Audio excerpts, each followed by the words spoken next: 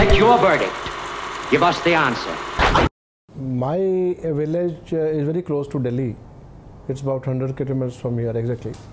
And it falls between the Yamuna and the National Highway number 1. And the name is Atta, A-T-T-A. And I studied up to higher secondary in that village. After that I moved to, I'm a science student basically. I did my pre-engineering from Hindu College, Sonipat. It used to be a very prestigious college in those days. And then moved to Kurukshetra University, Kurukshetra for my BSc. And did not join engineering because that was a time when it was possible to get admission in engineering. And though the colleges were not many, but somehow after BSc I thought, I was trying for MSc, and in the meantime I lost my father, and my uncle told me, why don't you go for law, because we need somebody in the family who would be a lawyer. I don't know how this happened. So I tend to join the first batch of LLB at the Kurukshetra University. So I did my LLM, my PhD, and I being from the first batch, they needed faculty, started teaching there for 4 years. I started enjoying that. But somehow when I was an LLB student, I happened to visit some courts in Panipat. That was my home tahsil that time. Now it is a district. I did not like the atmosphere of the courts, and I told my uncle that I don't want to come to practice. I want to go for academics. So I joined LLM and then became a teacher by choice, not by chance. And I love teaching, obviously. There's a strange parallel there in the rejection of the litigation profession to the students you have produced at NALSAR and at NLU.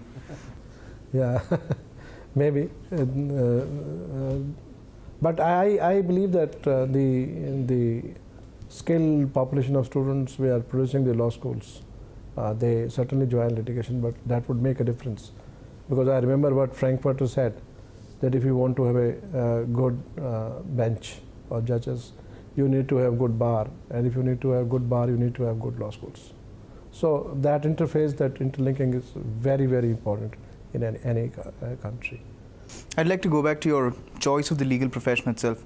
Apart from what your uncle told you, were there any pros and cons that you were weighing at that time? No, not that. Actually, I tell you, that was a time that many of us in our families will not have mentors. We will not have people to guide us what stream you should take. And you will end up in MSc, or you will end up in law, or you will end up in engineering by chance, not by choice. But now things have changed. All those 25, 30 years now, you have educated people. My father was a doctor, but he never wanted me to be a doctor. He wanted me to join engineering, which I don't know. Fortunately, unfortunately, Kurukshetra was a very famous college those days. Kurukshetra Engineering College now is a NIT. So, but I had a chance when I joined my BSc, but I did not join, because then the situation was that civil engineers were out of job, because there was not much of development activity in the country. So I did not join the engineering college. I continued with my BSc, and then not by choice but by chance, let me put it, I joined law. Okay. So which year was this, sir? It was 1972 I did my LLB, and 1969 I joined the first batch of LLB at Kurukshetra University. Kurukshetra was a very prestigious university at that time in the entire region. So from your perspective, if you were to compare the quality of law faculty across these generations, maybe 40 years now, how do you measure it? How do you measure, has there been a development, a deterioration? I often say that legal education, we have two very important phases in the life of this journey. And the two important phases are that there was a time when we had best of law faculties. There were very few colleges that time. So law teaching was being mainly done through the law faculties. And maybe there were about less than 100 law faculties in the universities, because there are not many universities. But I can tell you there were about 25, 30 law faculties, which were top-rate law faculties, used to produce best of students, and especially LLM. So when we had best of teachers like, you remember Professor Bakshi, you remember G.S. Sharma, you remember R.U. Singh. There are people, those who were great professors and respected not only in the country, but they could compete with anybody best outside India. But then the students used to come to law faculties not by choice. They used to come by chance. Anybody will not get admission anywhere else will come to the law faculties, except a few exceptions here and there. And now, for the last 15, almost 20 years, the trend is that the students are joining law by choice. They take up entrance test, either it is in a college or in a law faculty. Everywhere you have test, and then they come by choice.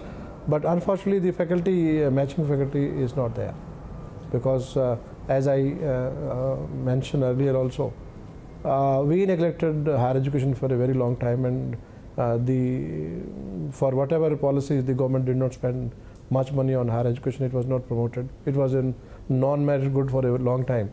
We suddenly woke up and found that we need skilled population in India, because we are the second most skilled population in the world, and we need to produce skilled people not for only for India but also for the entire world, because the entire world is looking to India for all kinds of professionals, maybe IITs or IIMs or even law professionals. But now the mismatch is more dangerous, because you have best of students coming to the law schools. They are coming by choice, but the matching faculty is not there, unfortunately. Do you see problems with that situation, because students are of a certain caliber, and they need to sit in classes and listen to faculty who might not, match their expectations? If you will ask me this question maybe 2 years back, I will tell you yes, I'm much worried. But now I'm not worried because of the fact, because many of these students coming out of the law schools, those who are very brilliant, have lot of taste for academics, and I at least meet one student every week, those who say we have done enough of corporate practice or consultancy, whatever, and we are very interested in joining academics, and we are going for masters in Harvard or Yale or Stanford or Columbia, or on a part-time basis we would like to be with the law school. I can share with you without any hesitation that I'm in touch with all my students from Bangalore and Hyderabad, those who are serving in different corporate firms, and they regularly come to law schools. They guide my students, and one of the mentor or the kind of visiting faculty who is preparing my students for MOOTS is an ex-student of mine from Hyderabad. So I take a lot of help from those students. They are good at research, they are good in writing, they are really good. And now there is a trend that these students, as you put it, as you know, some of them started going to litigation and on their own initiative. The system did not much help them. They have started also coming to academics. Like you find people teaching in Calcutta, people teaching in Bangalore or Hyderabad, and even Delhi. Probably the students are very keen to come and join. But then we have to change that structure of like you had the HRD minister said that probably we'll leave the IITs and IIMs free to design their payment structure for the faculty. I think we have to do it if we have to attract that young talent coming and teaching us. There was a time when LLB used to teach the law in the law colleges and the law faculties. Why can't a graduate from the why is this LLM boggy when you produce most of them are third-rate LLMs? Why can't the law school students straightway come from the law school, and they can be taken here without any? If they are good, they should be allowed to teach and give them good salary. I think standards would improve. I don't know if nobody is going to do it. I think I would like to experiment that. Let's go back again, sir. Tell us about your early academic career. I did my, as I said, higher secondary from my village, and I often joke with the students that not for anything else, but to just give them confidence that if you are focused, if you worked hard, if you know what you have to do in life, you can always progress. I said I sat near the pond, did my takti and my slate sitting on a floor in a school in a village.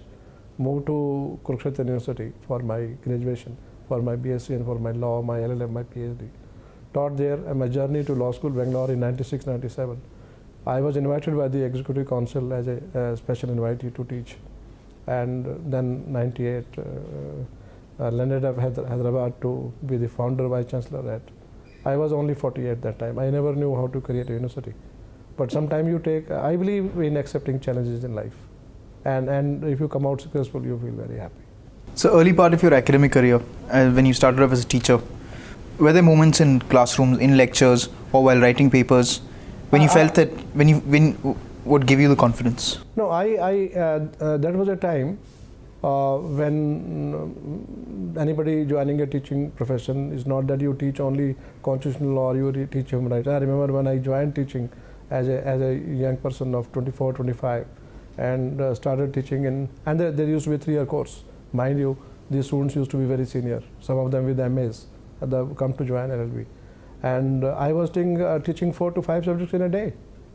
So that grounding, that challenge to be a successful teacher in a class. But I believe teaching is a passion, and teaching is also an art.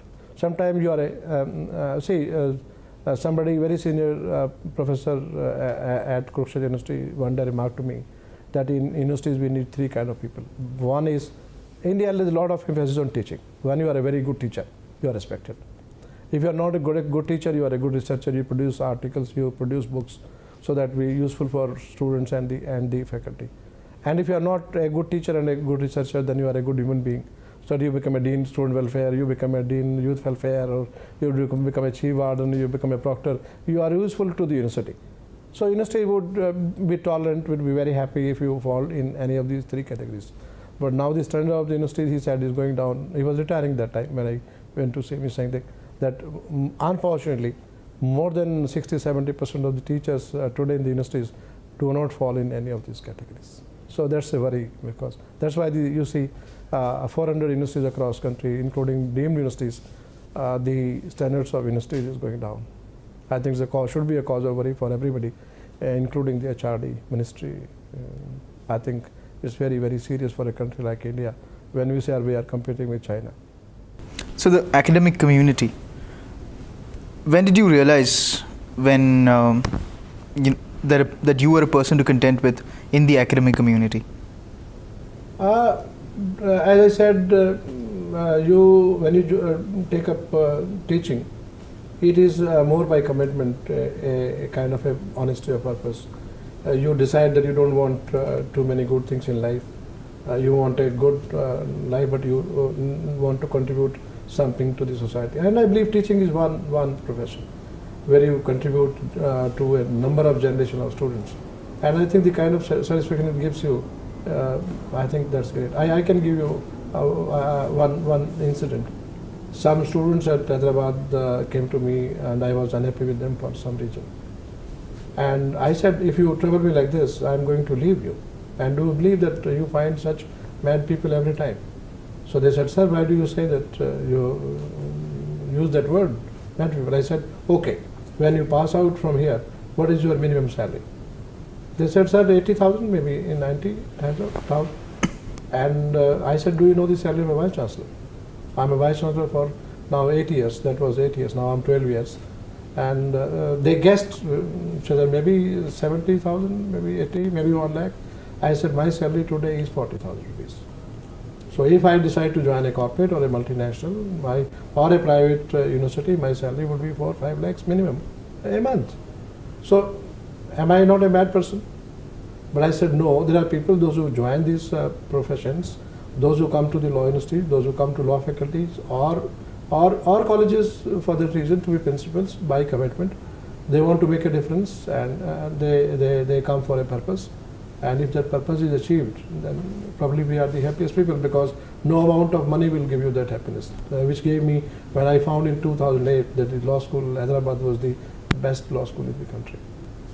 So what amount of happiness you can get out of any other profession which you get in the academic profession, and when you produce generation of students coming out with all kinds of fellowship, including Rhodes Fellowship. Hyderabad, in the first batch of, I think, 35 students, we had a Rhodes Scholar in the very first batch. So how many institutions in this country would produce a Rhodes Scholar in the very first batch? So those kind of achievements probably keep you alive, so you don't think in terms of money. Even today I don't think in terms of money. People come to me that we are starting that university, and any money you say. I said, no, people sometimes are not here for money. There are all kinds of people, those who are for commitment, for dedication and for a mission. So it depends. So you have your choices in life, what you want to become. So I had my choice in life. I don't know where from it came. Nobody was a teacher in my family, but my father was a very social. He was in army in the First World War, Second World War.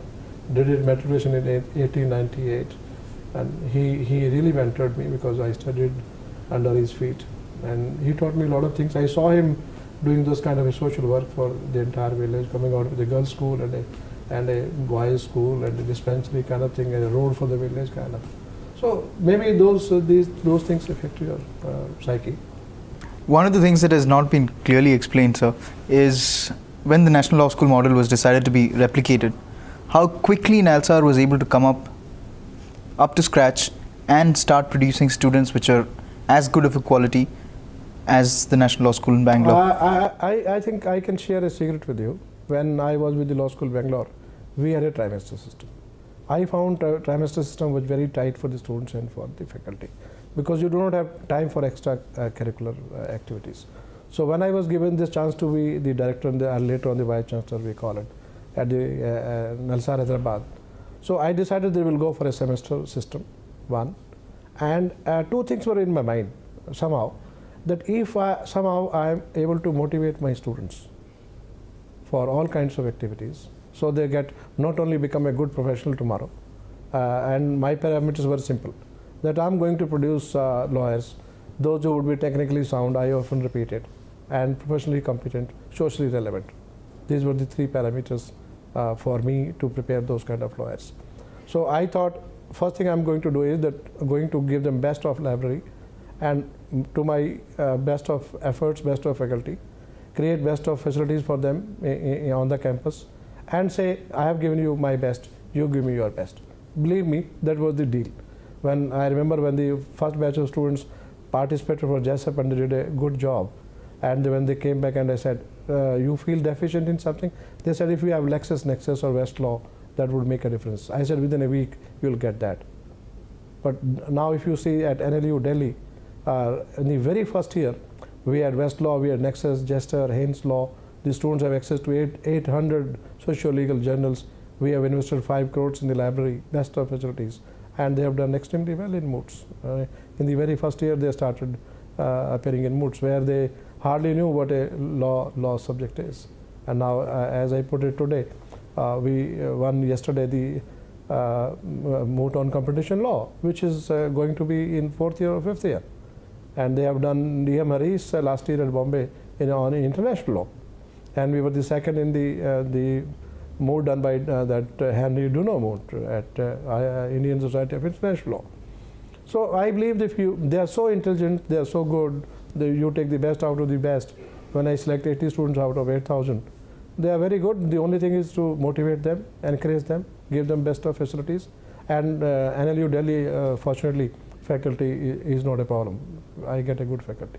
And then motivate the faculty. Give the faculty the chance to do research, to go to attend conferences, seminars outside India. Let them learn that how different schools in the world look like. What is a Ivy League law school?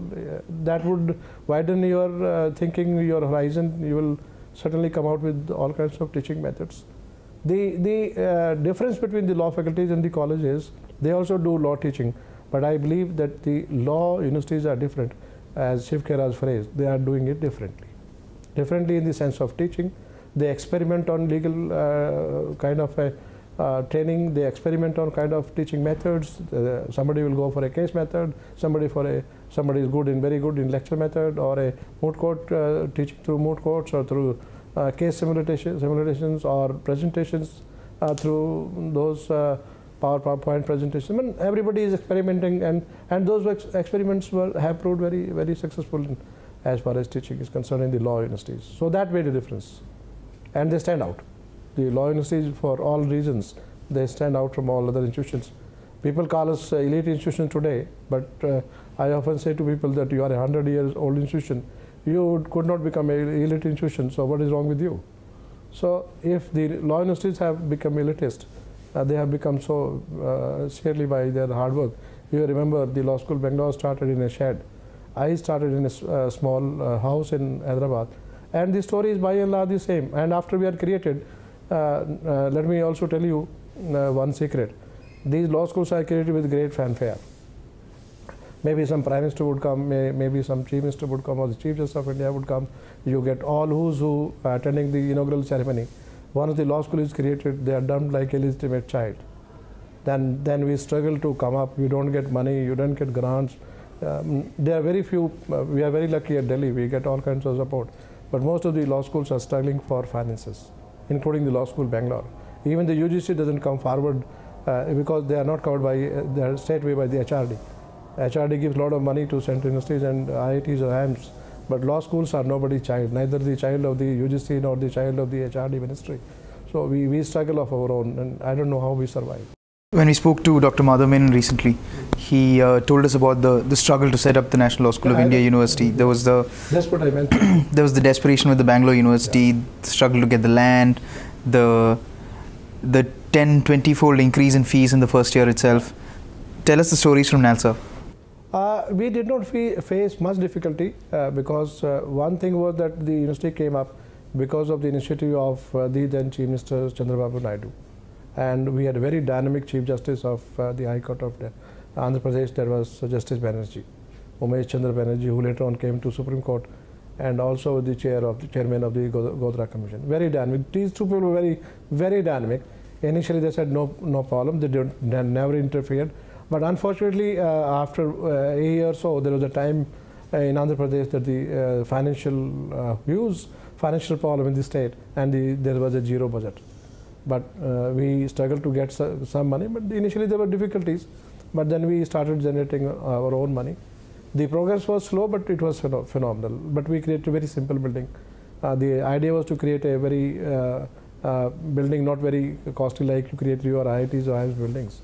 It was a building where every material produced in Hyderabad was used, so the cost came down, and we were more on environment, more on aesthetics, and very functional. If you see NALSA Hyderabad is a very, very imposing campus because my idea was to give a kind of campus to the students which is a home out of away from home, where you feel integrated with the campus, you feel good, and you create all those facilities. And to a great extent, I believe I'm a satisfied person because I could do that, and I can see that probably Bangalore and Hyderabad are the two best today in the country, and work very closely. Like there's no the rivalries they can make. The rivalry is not on the other side. I think I'm very happy on that they are like work like a brother and a younger brother and an elder brother kind of institution. That's very encouraging. So you've started 2 institutions now. Tell us about the process of recruitment of faculty. How did you go about collecting an excellent group of people? Hyderabad, I decided another thing. I was seeing that there was a lot of academic movement. I could see that Bangalore, many people use Bangalore as a stepping stone, either to go abroad or to go to Delhi or go to other places to get a better salary. So there was, and there was also a lot of academic migration, you can call it. So when I came to Hyderabad, one thing I thought should change is that the faculty at Bangalore was a faculty on a contract. India has not accepted that faculty on a contract even now, because if you want to join somewhere, you want a security of job. Job security is very, very important in India. So I found most of the faculty were not happy because they were on a contract. In spite of the fact that not even a single teacher, maybe very few teachers were turned down or they were not extended kind of thing. But when I came to Hyderabad, most of the faculty I took on a permanent basis. And I tried that if I can get faculty from Hyderabad or nearby institution, those who are good, I would take them, because then they would not move. And then take other senior people, those who are retired, and or then also young faculty, as the researcher said, because you also need to train a second generation of lawyers. And I think to a great extent that experiment was successful. So there's not much of migration from Hyderabad to other institutions, or you call it in the modern terms, academic poaching. That is not there. Yeah. Delhi, I have no problem, because Delhi is a place where probably people will like to come. So faculty is not a problem in Delhi. One of the questions that have been raised about the National Law School model is, of course, a lot of money is required to run the institutions in the manner that they are run. However, these days the extent of fees that are charged from students might have a tendency to turn away some section of our population. What do you have to say about that? I expected that question because when I said, people say you are elitist institutions, you charge very high fees. So one answer to that is the private institutions almost charge the same fee which we charge, and they do not come anywhere near us in standards. Second answer is that what the students pay for IITs and IIMs would be 5 lakhs to 6 lakhs kind of thing. And the law schools, they do not charge more than 1.5 lakhs a year. And the kind of facilities we give. But one thing people do not understand, at least I had a scheme in Hyderabad, and I have a scheme here also, that the day I have an orientation course with the students, I tell them that any student who is facing any kind of a financial difficulty, we will put up a notice very shortly after your admission. And if you need any kind of financial assistance, please put up an application. And any student putting an application. So it is economic based, not merit based, because everybody is on merit otherwise admitted, you know. So we take care as far as the financial part is concerned. So we do not turn down, or we certainly help students, those who are in need of financial help, and to any extent. So there are chances where we fund students for all the 5 years. The only thing they have to do is that they have to pay their mess bill. Other things we take care. We waive the entire expenses of the student. And there are occasions when we find that somebody's father died and there's nobody else in the family to provide financial help. We say, sometimes I call off my own and say, if you face any financial difficulty, please tell me and we'll help you. There have been occasions for a number of students in Hyderabad as well as here where we provide them laptops free if they can't manage it. We waive their entire admission fee and their monthly charges except the mess bill, as I said. And in some cases, we also promote students in the sense that when they go for moots or for any program representing the university, the entire fund is done by the university. I do not expect my students to spend even a single penny. But when they go for conferences in a foreign country, for any conference, then I give 50% of the affair. But in those cases, then I tell them that you have to give me a kind of a written promise that when you pass out, you will refund this money to the university so that I can use it for the other students. So that much commitment to the university as alumni, I think they must have. But one thing which is a sore point, which I can share with you is that maybe it is Bangalore or it is Hyderabad or other law schools where from the students have passed out. That concept of alumni, which was there in Harvard or Yale or in Stanford in foreign jurisdictions, has not come to the mind of our students. They don't come back and ask, can I be meaningful for the institution? Can I do something for the institution? I have seen that the Rajiv Gandhi School of Intellectual Property Rights or Law at Kharagpur came because of the alumni from Kharagpur. But unfortunately, either in Bangalore, I remember when the law school Bangalore was to complete its unfinished building of the library, some students came forward, but probably they get very good salary. They're very well adjusted in life. Some of them, the students from Bangalore or Hyderabad, they are in best of firms in USA and UK, in Magic Circle firms. But probably that commitment to come back to the institution and repay that, in some sense, that's not there, unfortunately. I think that should grow in due course of time. Let your verdict give us the answer.